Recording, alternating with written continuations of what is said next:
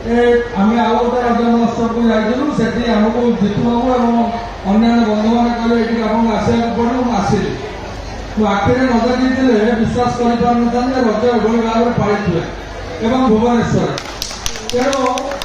आपण जो पार्टिसिपेट कर जना पड़ू आप समस्त रजर पान निश्चय खाई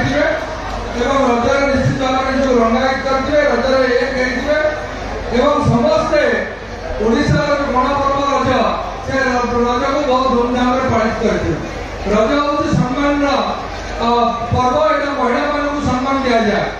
तेणु आसाम में आप जानते हैं कामाख्या मंदिर मध्य 4 दिन बंद हुए से